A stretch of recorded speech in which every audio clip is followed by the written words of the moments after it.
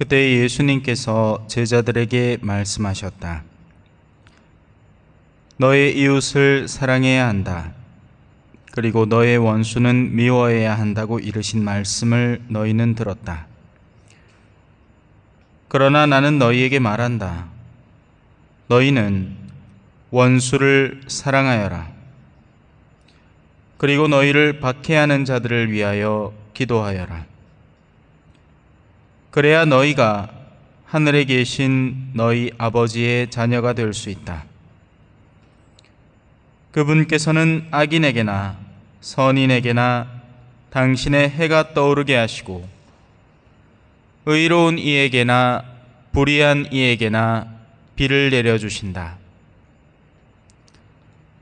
사실 너희가 자기를 사랑하는 이들만 사랑한다면 무슨 상을 받겠느냐? 그것은 세리들도 하지 않느냐? 그리고 너희가 자기 형제들에게만 인사한다면 너희가 남보다 잘하는 것이 무엇이겠느냐? 그런 것은 다른 민족 사람들도 하지 않느냐? 그러므로 하늘의 너희 아버지께서 완전하신 것처럼 너희도 완전한 사람이 되어야 한다. 주님의 말씀입니다.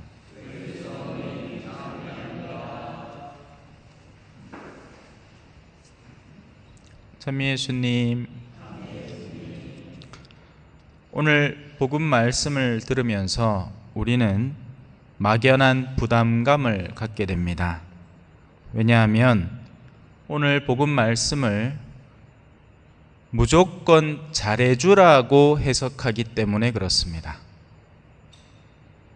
사랑이라는 것은 다채로운 색깔을 띠고 있는데요. 약한 이에게 사랑은 그의 힘을 북돋아주고 손을 잡아 일으켜 걷게 만들어주는 게 사랑입니다. 하지만 악을 저지르는 자에게 해야 하는 사랑은 그가 저지르고 그를 더욱 파괴적으로 만들고 주변 사람들도 어둠으로 이끌어가는 그 악을 멈추도록 도와주는 게 사랑입니다. 이 올바른 구분점이 없이 마냥 착하기만, 사랑의 본질이 무엇인지 올바로 이해 못하는 이들에게는 사랑은 그냥 뭐든지 오케이 해주고 뭐든지 예스 해주는 것이라고 착각하기 일쑤라서 흔히 마음이 유순한 선한 신앙인들은 이 사랑의 계명 때문에 부담감을 느끼기도 합니다.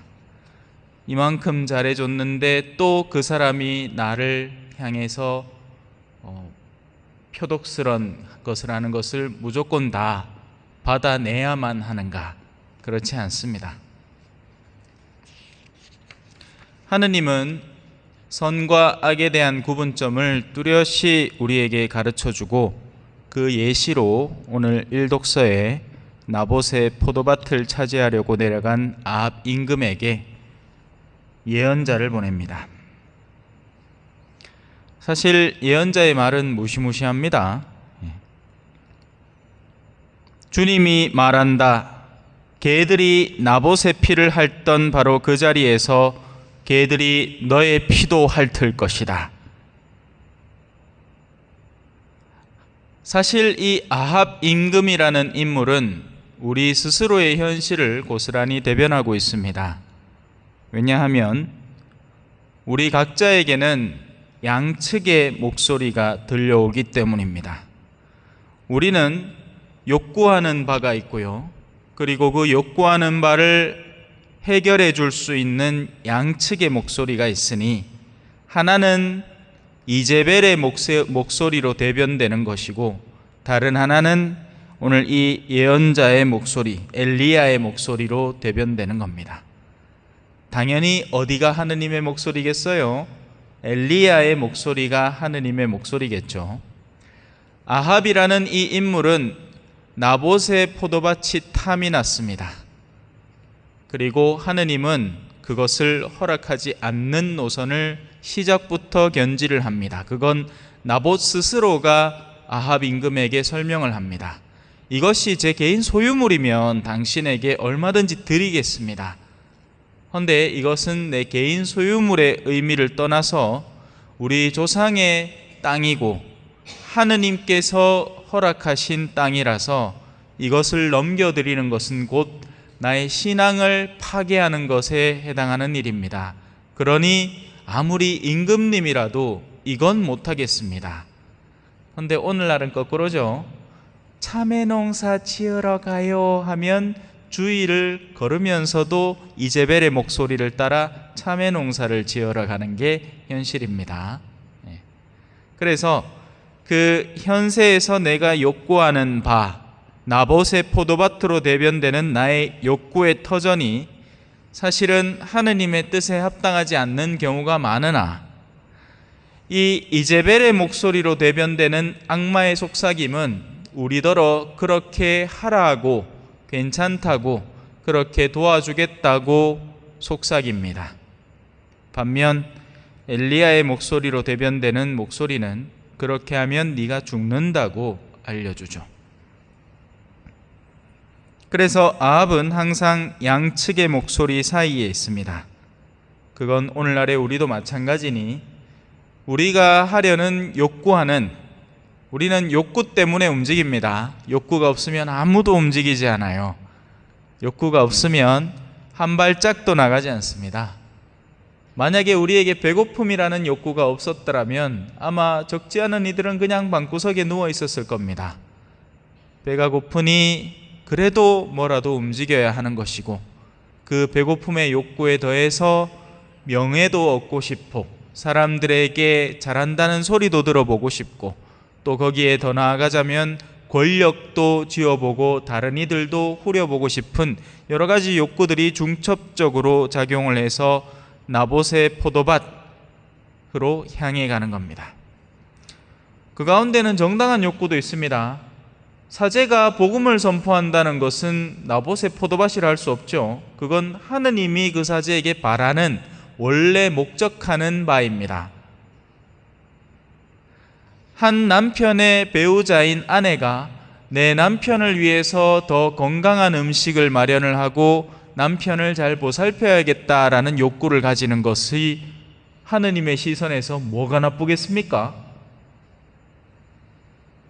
오히려 반대로 남편 지야 밥 알아서 잘 해먹겠지 뭐 한숨 살 아도 아이고 뭐 나는 막 친구들하고 만나가 꽁냥 카페 가고 커피나 막 한 잔씩 쪽쪽쪽쪽 빨매 요 사람 저 사람 씹어가매 막 쪼쪼쪼쪼쪼쪼쪼 수다 떨다 와야지. 요런 게 꼬로만 이제벨의 생각이죠. 그렇게 지속적으로 하다 보면 남편이 개판이 될 겁니다. 그죠? 그러다 보면 바람도 나는 거고요. 꾸준한 소홀함 속에서 다른 생각도 피어나는 겁니다. 그나마 이 아합이라는 인물은 오늘 독서의 후반부에 뉘우칩니다. 적지 않은 이들은 예언자의 목소리를 애시당초 듣지도 않습니다. 왜 들어야 돼요? 그 기분 나쁜 목소리를, 내가 하고자 하는 뜻에 늘 반대하는 목소리를 내가 왜 들어야 합니까? 하지만 아합은 그 말을 듣고 제 옷을 찢고 맨몸에 자루옷을 걸치고 단식에 들어가고 그리고 자루옷을 입은 채 자리에 눕고 풀이 죽은 채 돌아다닙니다. 그러자 주님이 그 모습을 보십니다. 하지만 의미심장한 구절이 마지막에 남아 있습니다. 그가 살아있는 동안에는 내가 재앙을 내리지 않겠다. 그러나 그의 아들 때에 가서 그 집안에 재앙을 내리겠다. 이 말은 또 언뜻 들으면 부당해 보입니다. 지 아들은 뭔 죄야 싶겠으나 하느님은 절대 부당함을 저지르는 분이 아닙니다. 아합이 그동안 자신이 끌어안고 쌓고 모았던 수많은 것들 속에는 부정성이 들어있습니다. 그리고 적지 않은 이들은 그런 부정적인 배경 속에서 그 이득을 취하며 살아가죠. 그래서 아들 역시도 뉘우치고 회개한다면 아합과 똑같은 취급을 받을 수 있습니다. 그러나 그렇게 되겠습니까? 우리 어르신들 힘든 시절 거치면서 살아오셨죠. 그래서 재물의 본질에 대해서 아시는 분은 압니다. 없다가도 생기는 것이고 하느님이 허락해야 생기는 것이라는 것을 알면 다행입니다. 그런데 그렇지 않죠. 내 수중에 들어오고 난 뒤부터는 내 것이라고 생각을 하고 내 새끼에게 물려주려고 애를 씁니다. 근데 그렇게 전달되어 간 것이 과연 그들에게 합당한 결과를 낼까요? 그렇지 않습니다. 사람은 자신이 땀 흘려 얻지않은 것에는 흔히 어마어마한 소홀함으로 시작하게 됩니다. 그리고는 그 내면에 사실 이미 지금의 젊은 세대들 속에 바로 그런 자기가 크게 고생해서 얻지 않은 먼저 얻게 된 수많은 것들이 영혼에 어떤 자국들을 남기고 있습니까? 저 때만 해도 어릴 때 휴대폰은 없었죠. 지금의 어린이들은 휴대폰을 기본 옵션으로 깔고 들어갑니다. 그런데 그것이 그들의 마음에 어떤 영향을 줄까요? 긍정적인 영향, 부정적인 영향을 10단위로 해석을 하자면 긍정적인 영향을 찾아보는 게 오히려 힘들 정도일 겁니다. 하나부터 10까지 모든 허영과 세속적 사고가 그의 내면 안에 쌓여가고 그것은 그들의 훗날의 미래의 불안정성과 불만으로 작용될 겁니다.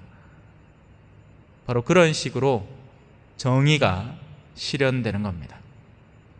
실현되고 있고요. 죄를 뉘우치면 그 죄는 용서받습니다.